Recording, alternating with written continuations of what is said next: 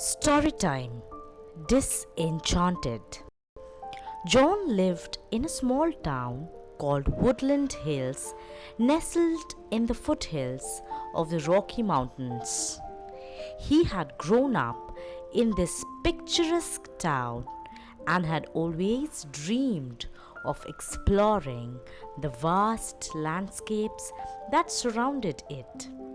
However, his parents had other plans for him. They had encouraged him to pursue a career in law, something they felt would provide him with a stable and prosperous future.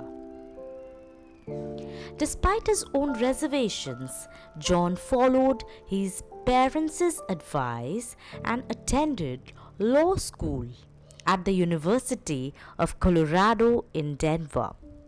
After graduating with honors, he returned to Woodland Hills and began practicing law at his father's firm. The town had only a few other lawyers, so John quickly gained a reputation as a skilled and reliable attorney. However, as time passed, John's anxiety began to surface.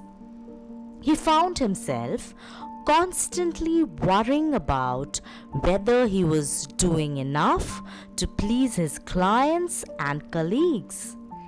At home, he was a loving husband to his wife Sarah and a doting father to their two children. But he struggled to find meaning and purpose in his life. As he drove to work each day, John couldn't help but stare longingly at the towering peaks that loomed over Woodland Hills. He yearned to explore them and experience the thrill of adventure, but he knew that his responsibilities as a husband, father, and lawyer left little room for such pursuits. John's life had become a monotonous cycle of work, family obligations, and anxiety. He felt trapped in a life that wasn't his own, and he couldn't shake the feeling that he was living for everyone else and not for himself. One day, as John sat in his office staring blankly at his computer screen, he realized that he couldn't continue living this way. He needed to break free from the expectations that had been placed upon him and pursue his dreams. With newfound determination, John decided to take a leave of absence from his job and set out to explore the Rocky Mountains. He spent weeks hiking, camping, and climbing, reveling in the beauty and majesty of the natural world. When he returned to Woodland Hills, John felt like a different person.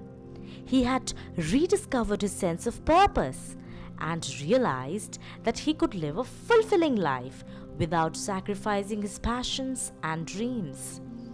He returned to his law practice with renewed vigor, and he began to see his work in a new light.